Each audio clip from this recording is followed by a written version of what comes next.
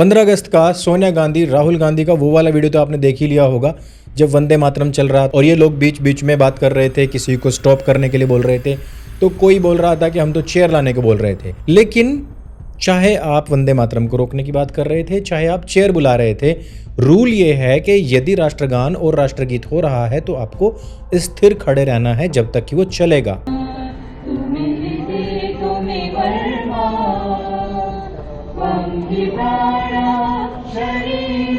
लेकिन यहाँ पर कोई नियमावली ही नहीं है और ये बताते हुए बड़ी बेशर्मी के साथ 17 अगस्त 2026 को कांग्रेस अपनी वेबसाइट के ऊपर एक नई हेडलाइन डाल देती है कि पिक्चर अभी बाकी है।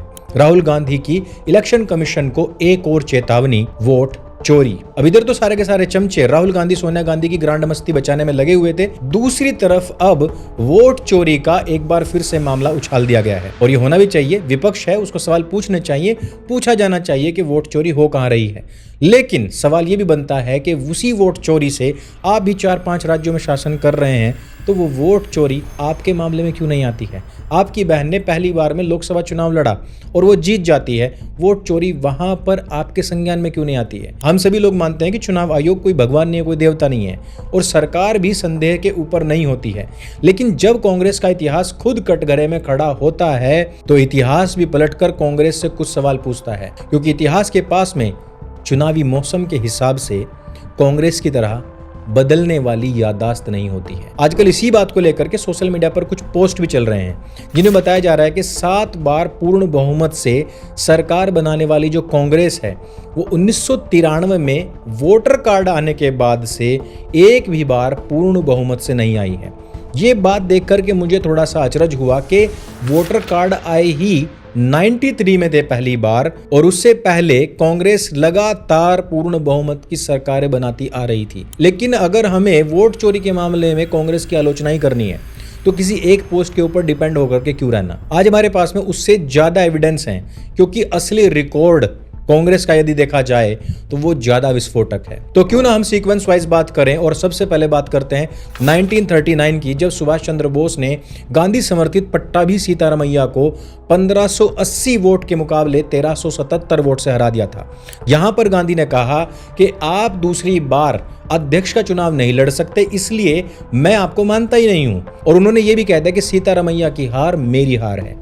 इसके बाद में होता क्या है कि गांधी के जितने भी समर्थक नेता थे उन्होंने कार्य समिति से इस्तीफे देकर के बोस के ऊपर ऐसा दबाव बना दिया कि उनको अध्यक्ष पद ही छोड़ना पड़ा। लेकिन यहां पर दोगले गांधी की अगर बात करें, इन्होंने क्या कहा कि कोई भी व्यक्ति कांग्रेस का अध्यक्ष लगातार 2 बार नहीं बन सकता, परंतु इससे पहले नेहरू स्वयं लगातार 2 बार अध्यक्ष रह चुके थे। और सुभाष चंद्र बोस के इस घाव के ऊपर नमक रगड़ने, मिर्च रगड़ने का काम भी किया था गांधी ने ही, क्योंकि उसके बाद में एक मदरसा छाप व्यक्ति मौलाना अबुल कलाम आजाद, जिसने एक दिन भी स्कूल की शक्ल नहीं देखी थी, इस व्यक्ति को आजादी पर्यंत यानी कि सुभाष चंद्र बोस के पद छोड़ने के तुरंत बाद से लेकर के आजादी तक मौलाना अबुल कलाम आजाद को लगातार बिना कोई चुनाव लड़े कांग्रेस का अध्यक्ष बनाए रखा गया।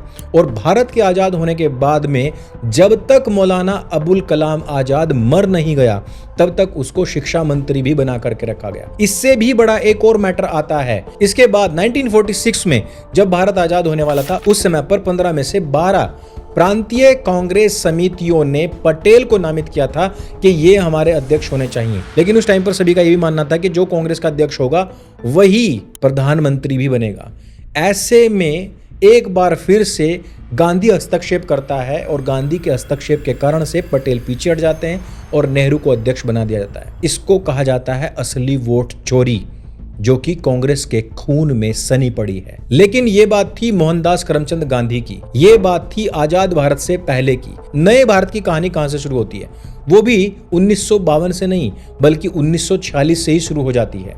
2 सितंबर 1946 को भारत आजाद नहीं हुआ था, तब भी जवाहरलाल नेहरू ने ब्रिटिश राज के अधीन वायसराय की कार्यकारिणी परिषद के उपाध्यक्ष के रूप में शपथ ले ली थी।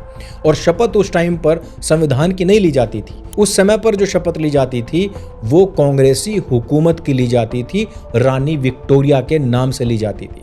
व्यवहार में वो अंतरिम सरकार का मुखिया यानी कि डी फैक्टो प्रधानमंत्री बन चुका था, लेकिन पूरी व्यवस्था उस टाइम पर भी ब्रिटिश संवैधानिक ढांचे के भीतर ही चल रही थी। यानी कि प्रधानमंत्री बनने की आग इन लोगों के अंदर उस टाइम से थी जब भारत आजाद भी नहीं हुआ था। 15 अगस्त 1947 आता है, सत्ता का हस्तांतरण हो जाता है। इसके बाद में नेहरू स्वतंत्र भारत का पहला प्रधानमंत्री बनता है, लेकिन याद रखिए सार्वभौमिक वयस्क मताधिकार से चुनी हुई लोकसभा का जनादेश तब तक मौजूद नहीं था। इस व्यक्ति को उठाकर के प्रधानमंत्री बना दिया जाता है, यानी कि भारतवर्ष के ऊपर थोप दिया जाता है, जिसके साथ में कार्यकारिणी का एक भी व्यक्ति शामिल नहीं था, उसके सपोर्ट में नहीं था। पहला आम चुनाव भी अक्टूबर 1951 से लेकर के फरवरी 1952 के बीच में होता है, यानी आजादी के लगभग 4.5 साल के बाद में। अब सवाल ये बनता है कि पहले संविधान बनने में इतना वक्त क्यों लगा, जबकि अधिकांश चीजें इन लोगों को कॉपी पेस्ट करनी थी और संविधान 26 जनवरी 1950 को लागू भी हो गया, तो फिर चुनावों में इतनी देरी क्यों होती है? क्या ये लोग पैरेलली दूसरे काम नहीं कर सकते थे? किए जा सकते थे, परंतु लोकतंत्र के ऊपर राजशाही जो थोप दी गई थी उसके मजे अलग ही होते हैं और वही आनंद नेहरू ले रहे थे। और ऐतिहासिक सच ये भी है कि स्वतंत्र भारत पर लगभग 4.5 साल तक एक ऐसी सरकार ने शासन किया जिसके पास में सार्वभौमिक मताधिकार से चुनी लोकसभा का जनादेश नहीं था। उस सरकार की कोई अकाउंटेबिलिटी नहीं थी और उसी दौरान भारतवर्ष के अंदर सबसे ज्यादा हिंदुओं के नरसंहार हुए। उसी दौरान भारत की ही पुलिस ने भारत के ही प्रधानमंत्री और गृह मंत्री के आदेश पर हिंदुओं को ही गोली मारी थी और उसी दौरान ये निर्णय लिया गया था कि मुसलमान भारत में रह सकते हैं, जबकि दूसरी तरफ पाकिस्तान से हिंदुओं को जिस बेरहमी के साथ मारकर भगाया गया वो इतिहास हमें कभी सिलेबस में पढ़ाया ही नहीं गया। संक्षेप में अगर बात करें तो पहले सत्ता हस्तांतरण हुआ, जनता की चुनावी मोहर बहुत बाद में लगी। अब आते हैं पहले आम चुनाव पर। सबसे पहली बात करते हैं 1952 के पहले आम चुनाव और डॉक्टर भीमराव अंबेडकर की हार के ऊपर। उस समय पर सीट का नाम हुआ करता था बॉम्बे सिटी नॉर्थ और उस टाइम पर ये 2 सदस्यीय कॉन्स्टिट्यूएंसी हुआ करती थी, एक सामान्य और एक शेड्यूल कास्ट के लिए आरक्षित सीट। हर मतदाता को उस टाइम पर 2 बैलेट पेपर्स मिलते थे, लेकिन दोनों वोट एक ही कैंडिडेट को नहीं दिए जा सकते थे। कांग्रेस के नारायण सदोबा काजरोलकर को 1,38,137 वोट मिलते हैं और अंबेडकर को 1,23,576 वोट मिल जाते हैं। अंतर केवल 14,561 वोट का था। लेकिन यहीं पर असली खेल स्टार्ट हो जाता है। यहां पर उस समय का जो इलेक्शन कमीशन होता है वो अंबेडकर की इस हार को 74,333 वोट के अंतर का बना देता है।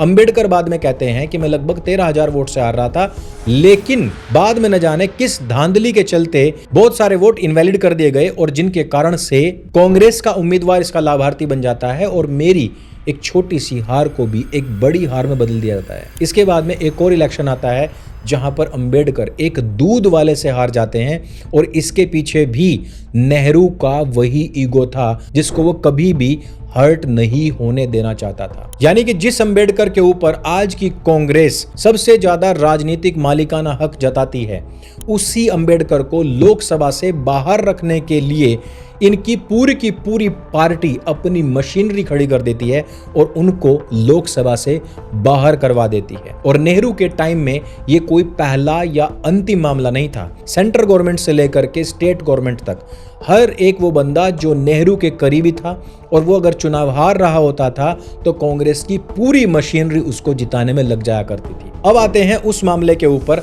जहां आरोप के साथ साथ अदालत का फैसला भी सामने आया था और इस मामले को कहते हैं इंदिरा गांधी बनाम राज नारायण का मुद्दा। 1971 में इंदिरा गांधी रायबरेली से 1,11,800 वोट से जीतती हैं। 12 जून 1975 को जस्टिस जगमोहन लाल सिन्हा ने उनकी जीत शून्य घोषित करके 6 साल के लिए उनको अयोग्य ठहरा दिया। इंदिरा गांधी के ऊपर बहुत सारे आरोप लगे थे कि उन्होंने वोट चोरी करी है, उन्होंने बूथ कैप्चरिंग कराई है, उन्होंने बैलेट्स चोरी करी है, उनके नाम पर बल्क वोटिंग कराई गई है। लेकिन इनमें से 2 मामले सिद्ध हुए। पहला, यशपाल कपूर की सहायता लेना, जबकि रेलिवेंट पीरियड में वो सरकारी गैजेटेड ऑफिसर था। दूसरा, उत्तर प्रदेश के अधिकारियों और सरकारी मशीनरी से चुनावी सभाओं के लिए रोस्ट्रम, लाउड स्पीकर्स, बैरिकेड्स और पुलिस अरेंजमेंट कराना। यह केवल बैलेट बॉक्स में पर्ची भरने का मामला नहीं था, बल्कि सत्ता की पूरी मशीनरी को चुनाव की मशीन बनाने का मामला था। 24 जून को सुप्रीम कोर्ट से कंडीशनल स्टे मिलता है और अगले ही दिन यानी कि 25 जून को देश के ऊपर इमरजेंसी थोप दी जाती है। फिर इलेक्शन लॉज अमेंडमेंट एक्ट से सबसे इंपॉर्टेंट डेफिनेशन बदल दी जाती है और बदलावों को पीछे की तारीख से लागू कर दिया जाता है, यानी कि बैक डेट में लागू कर दिया जाता है। 39th कॉन्स्टिट्यूशन अमेंडमेंट लाकर आर्टिकल 329A के क्लॉज 4 के जरिए प्रधानमंत्री के चुनाव को अदालत के फैसले से बचाने और इंदिरा का चुनाव वैध मान लेने का कवच बना दिया जाता है, यानी कि संवैधानिक तौर पर वोट चोरी को संविधान का जामा पहना दिया जाता है, उसके ऊपर कवच लगा दिया जाता है और कहा जाता है कि इंदिरा गांधी ने कभी कोई गलती ही नहीं की। यानी कि कांग्रेस के खून में यह बात शामिल है कि वो चोरी तो करते ही हैं, सीना चोरी तो करते ही हैं, बल्कि अपनी चोरी को संविधान के हिसाब से, कॉन्स्टिट्यूशन के हिसाब से उस अन्याय को ही न्याय बना देते हैं।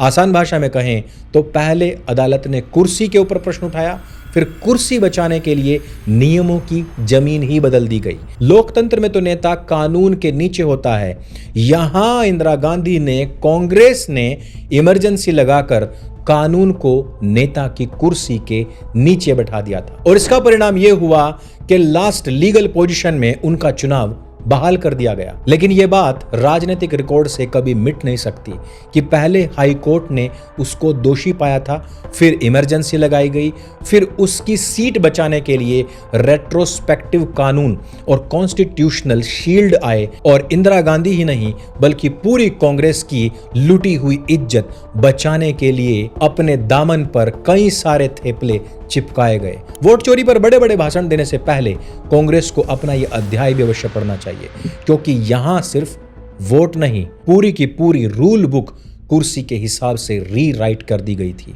इसके बाद में बैलेट पेपर का वो दौर आया जिसमें वोट थेफ्ट कोई मेटाफर नहीं था।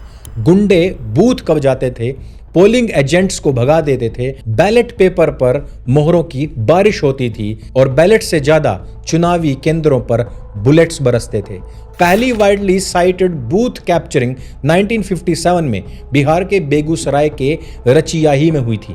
बाद में यह बीमारी कई सारे राज्यों में और कई सारे दलों में फैल गई, लेकिन वो सब भी वोट चोरी के पितामह कांग्रेस का पद कभी छीन नहीं पाए। बाद में इलेक्शन कमीशन और ज्यादा सख्त होता है, लेकिन बावजूद उसके 1989 में उस समय के प्रधानमंत्री राजीव गांधी की अपनी सीट अमेठी में armed intimidation, ballot suffering, voters को रोकने और बूथ कैप्चर करने के बहुत सारे गंभीर आरोप भी उनके ऊपर लगे। राजीव गांधी के सामने उस समय पर मोहनदास गांधी का पोता राजमोहन गांधी खड़ा हुआ था। समकालीन रिपोर्ट जो है उनके अनुसार इलेक्शन कमीशन ने 97 पोलिंग बूथ्स के ऊपर रीपोल कराया और कई स्थानीय चुनाव और पुलिस अधिकारियों को सस्पेंड तक कर दिया था कि प्रधानमंत्री की कॉन्स्टिट्यूएंसी में 97 बूथ को रीपोल होना पड़े। ये स्टैंडिंग प्रधानमंत्री के लिए कितनी शर्मनाक बात होगी। लेकिन ये हो भी क्यों ना, नेहरू ने वही काम किया, बाद में आई इंदिरा, उन्होंने वही काम किया, तो राजीव जी भला कैसे चूक सकते थे। ये तो इनका खानदानी काम हुआ करता था और इसीलिए मैंने कहा कि बाकी पार्टीज ने भी बूथ कैप्चरिंग करी, लेकिन वो कांग्रेस का जो पद था, जो स्थान है वोट चोरी के पितामह होने का, वो कभी भी उनसे छीन नहीं पाए। इसी वोट चोरी को रोकने के लिए ईवीएम को कानूनी आधार दिसंबर 1988 के अमेंडमेंट से मिलता है। 1988 से विस्तार हुआ और 2004 में सभी 543 लोकसभा कॉन्स्टिट्यूएंसीज के ऊपर ईवीएम का इस्तेमाल होने लग गया। ईवीएम की खास बात यह थी कि 1 मिनट के अंदर अधिकतम 4 वोट ही वो रिकॉर्ड कर सकती थी। बैलेट पेपर की तरह उसमें कुछ ही मिनटों के अंदर हजारों पर्चियां एक ही बॉक्स में ठूसी नहीं जा सकती थी। बाद में वीवीपैट आया, candidate agents, mock poll, seal करने के सिस्टम, रैंडमाइजेशन और वेरिफिकेशन की परतें भी उसके साथ में जुड़ती चली गई और इसी के बाद में कांग्रेस लगातार 10 साल के लिए इसी ईवीएम से चुनी जाती है। परंतु जैसे ही उनकी सरकार जाती है वैसे ही ये लोग पेपर बैलेट के पुराने दौर को सतयुग बताना शुरू कर देते हैं। और उसको सतयुग बताए भी क्यों नहीं, क्योंकि भाई इनकी 3 पीढ़ियां ऑलरेडी बैलेट पेपर से चुनाव करवाते हुए, और जिस समय पर वोटर आई कार्ड भी नहीं होता था उस समय पर चुनाव करवाते हुए पूर्ण बहुमत से जीतती आई थी। खानदानी चोर जिस काम में एक्सपर्ट थे वही काम इनसे छीन लिया गया, तो अब भला वो खानदान उसी तरीके की डिमांड क्यों नहीं करेगा। आज राहुल गांधी और उनकी कांग्रेस की तकरीबन 4-5 राज्यों में सरकार है और वो इसी ईवीएम से जीत करके आते हैं, परंतु फिर भी अपने सारे के सारे पाप ढकने के लिए अपनी वेबसाइट के ऊपर वोट चोरी की हेडलाइन इसलिए डालते हैं ताकि जनता को भड़काया जा सके और यह सिद्ध किया जा सके कि सरकार वोट चोरी के आधार पर बनी है। और ये सेम वही तरीका है जो बांग्लादेश में अपनाकर वहां की सरकार गिराकर वहां आज की तारीख में सरकार चलाई जा रही है। इसलिए कांग्रेस के पूरे इतिहास को देखते हुए, मोहनदास गांधी से लेकर राहुल गांधी, प्रियंका गांधी वड्राइन के इतिहास को देखते हुए ये बात तो स्पष्ट है कि ये लोग स्वयं वोट चोरी में विश्वास करते हैं। वोट चोरी इनका इतिहास रहा है, शुरुआत से लेकर आज तक ये वोट चोरी के आधार पर ही देश के ऊपर शासन करते आए हैं। और इन सब के बीच ये भी एक महत्वपूर्ण मुद्दा है कि जब से वोटर आई कार्ड बनने शुरू हुए, जब से निष्पक्ष चुनाव होने शुरू हुए, जब से कड़ी सुरक्षा लागू होनी शुरू हुई, तब से कांग्रेस पूर्ण बहुमत लाना ही भूल गई है। इस पूरे के पूरे विषय पर आपका क्या कहना है?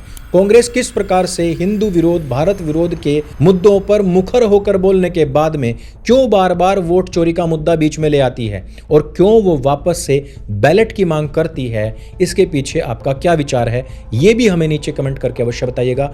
अगर ये वीडियो आपको अच्छा लगता है, जानकारी से भरपूर लगता है, इसको सबके साथ में शेयर अवश्य करें। सत्य सनातन आपका अपना प्लेटफॉर्म है, इसको स्वयं भी सब्सक्राइब करें, अपने मित्रों से भी करवाएं। मेरे संग बोली सत्य सनातन वैदिक धर्म की जय। जय हिंद, वंदे मातरम।